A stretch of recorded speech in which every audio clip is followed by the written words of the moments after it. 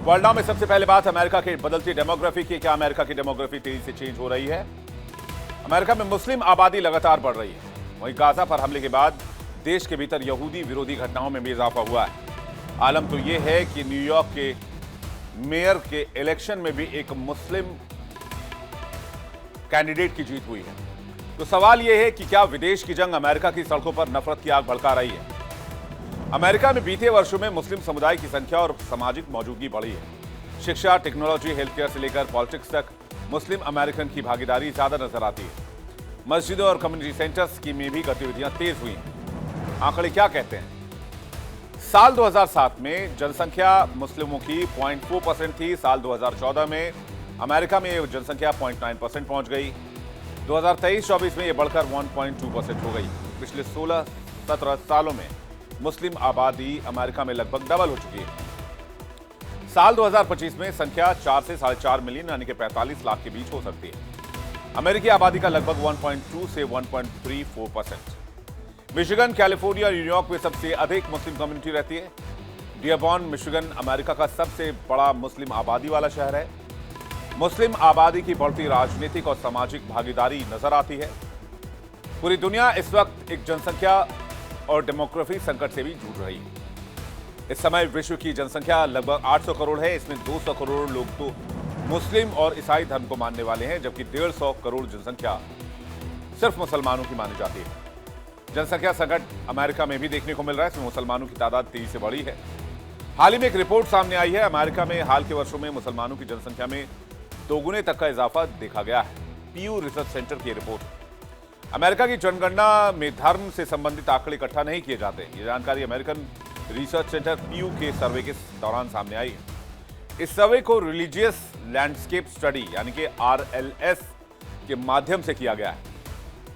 America में धर्म आधार पर ना होने वाली जनसंख्या के बीच RLS का यह सर्वे और भी ज्यादा जरूरी हो जाता है, क्योंकि अमेरिका में अलग अलग धर्मों की हालत को साफ करता है। यह सर्वे पिछले 17 वर्षों से किया जा रहा है और इसमें हर बार 35,000 से अधिक लोगों की राय ली जाती है। सर्वे के मुताबिक अमेरिका में पिछले कुछ दशकों में धार्मिक आस्था में गिरावट देखी गई थी, लेकिन साल 2020 के बाद से यह स्थिर रही है। सर्वे में क्या क्या सामने आया है? सर्वे में पता चला है कि अमेरिका में 1.7% आबादी जूस की है, यानी कि यहूदी की है। 1.2% मुस्लिम आबादी, 1.1% बुद्धिस्ट आबादी है, 0.9% हिंदू रहते हैं। इसके अलावा अमेरिका में एक बड़ी तादाद ऐसी भी है जो किसी भी धर्म को नहीं मानते, यानी कि किसी भी धर्म को ना मानने वाले को नन्स कहा जाता है। नन्स एक ग्रुप है जिसमें नास्तिक यानी कि एथिस्ट, अज्ञेयवादी और ऐसे लोग शामिल हैं जो किसी भी धर्म को नहीं मानते। इस समय अमेरिका में इनकी आबादी 29% के करीब है। अमेरिका का मिशिगन राज्य, खासतौर पर डियरबॉन और हैम्पट्रिक जैसे शहर, जहां आज अमेरिकी राजनीति और सामाजिक बदलाव की एक नई तस्वीर पेश हो रही है। हैम्पट्रिक अब अमेरिका का पहला ऐसा शहर बन चुका है जहां मेयर से लेकर पूरी सिटी काउंसिल तक मुस्लिम प्रतिनिधियों की है। मस्जिदों से लाउडस्पीकर पर आजान और उसी के साथ शुरू हुई पहचान, संस्कृति और को एग्जिस्टेंस को लेकर बहस। अमेरिका का मिशिगन राज्य लंबे समय से प्रवासियों का गढ़ रहा है। ऑटोमोबाइल इंडस्ट्री के साथ साथ यहां अरब और मुस्लिम समुदाय की मौजूदगी लगातार बढ़ती गई। डियरबॉन को पहले ही अमेरिका की अरब अमेरिकन राजधानी कहा जाता है, लेकिन अब चर्चा का केंद्र बना हुआ है मिशिगन का एक छोटा सा शहर हैम्पट्रिक। हैम्पट्रिक में पहली बार मेयर और पूरी सिटी काउंसिल मुस्लिम प्रतिनिधियों के हाथ में है। यह बदलाव जनसंख्या संरचना में आए परिवर्तन का नतीजा है, जहां मुस्लिम आबादी अब बहुसंख्यक बन चुकी है और वहां की आबादी अब अल्पसंख्यक की कैटेगरी में आ गई है। शहर में अब मस्जिदों से लाउडस्पीकर पर अजान की आवाज सुनाई देती है, जिसे स्थानीय प्रशासन ने कानूनी मंजूरी भी दे दी है। समर्थकों का कहना है कि यह धार्मिक स्वतंत्रता और लोकतंत्र की जीत है, लेकिन दूसरी ओर अमेरिकी नागरिक और यहूदी समुदाय इसे लेकर असहज दिख रहे हैं और चिंतित भी नजर आ रहे हैं। उनका कहना है कि तेजी से बदलती सांस्कृतिक पहचान शहर के पारंपरिक सामाजिक ढांचे को प्रभावित कर रही है, यानी स्थानीय अमेरिकी आबादी और यहूदियों में एक अलग तरह की बेचैनी है। राजनीतिक विश्लेषकों का मानना है कि सिर्फ हैम्पट्रिक या डियरबॉन की कहानी नहीं है, बल्कि पूरे अमेरिका में जनसांख्यिकी बदलाव यानी कि डेमोग्राफिक चेंज और अल्पसंख्यक नेतृत्व के उभार का संकेत है। गाजा युद्ध की आग अमेरिका की सड़कों तक पहुंच चुकी है। वजह यही डेमोग्राफिक चेंज माना जा रहा है। इजराइल हमास जंग के बाद अमेरिका में यहूदी विरोधी घटनाओं में 400% तक का उछाल दर्ज किया गया। सिनगॉग पर हमले, यहूदियों को धमकियां और रैलियों में खुलेआम नफरती नारे। सवाल यह है कि क्या दुनिया का सबसे ताकतवर देश अब अपने ही घर में नफरत की आग से जूझ रहा है? सिनगॉग पर हमले, यहूदी दुकानों पर तोड़फोड़ की घटना और सोशल मीडिया से लेकर सड़कों तक यहूदियों को खुली धमकियां दी जा रही हैं। कई रैलियों में इजराइल मुर्दाबाद के साथ साथ अमेरिका मुर्दाबाद जैसे नारे भी सुनाई देते हैं। यही वो नारे हैं जिन्हें लेकर अमेरिका की राजनीति में अब भूचाल खड़ा हो रहा है। तो क्या ये यूएस में गाजा जंग का साइड इफेक्ट है और गाजा जंग ऊपर से डेमोग्राफी चेंज का कॉकटेल इसे और गंभीर बना रहा है? आइए समझते हैं। अमेरिका में मुस्लिम यहूदी समुदायों के बीच तनाव की स्थिति देखी जा रही है। 7 अक्टूबर से अमेरिका में कुल 10,000 यहूदी विरोधी घटनाएं हो चुकी हैं। यहूदी विरोधी घटनाओं में लगभग 400% की बढ़ोतरी दर्ज की गई। रैलियों और प्रदर्शनों में इजराइल विरोधी नारे लग रहे हैं, अमेरिका विरोधी नारे भी लगाए जा रहे हैं। सामाजिक और राजनीतिक परिदृश्य में बदलाव देखे जा रहे हैं।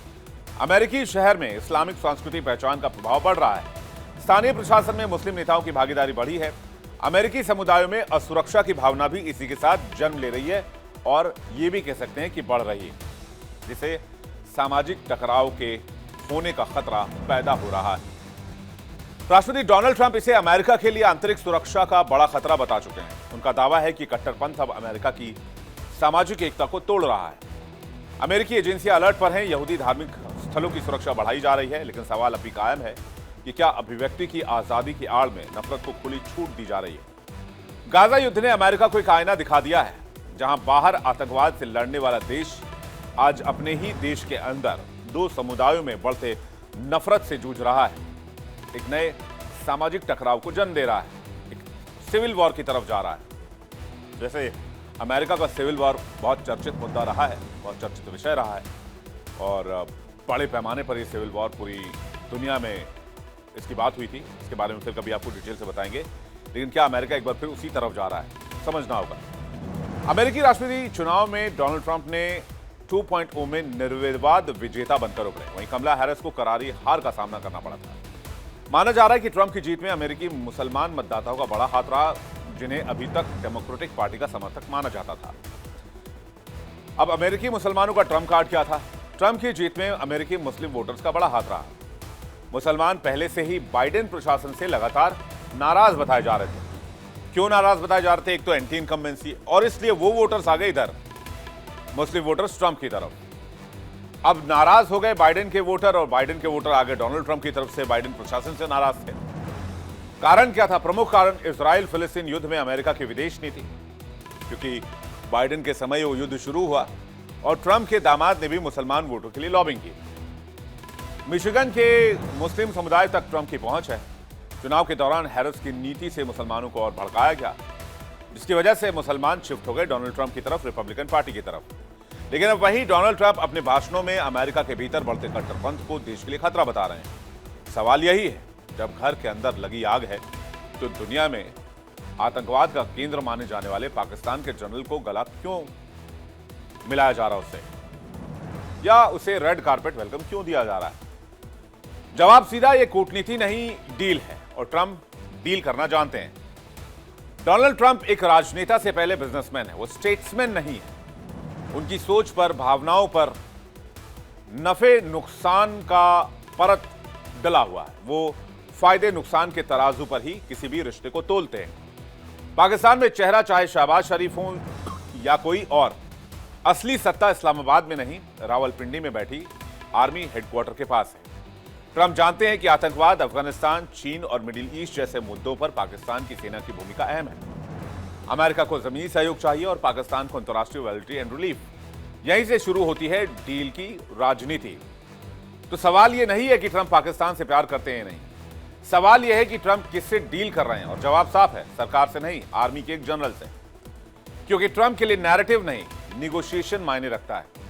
यानी ट्रंप आसिम मुनीर की मुलाकात कोई कूटनीतिक सहयोग नहीं है, बल्कि सटीक सौदेबाजी है। अमेरिका की राजनीति हो या वैश्विक सुरक्षा, यहां रिश्ते नहीं, रिटर्न ऑन इन्वेस्टमेंट देखा जाता है।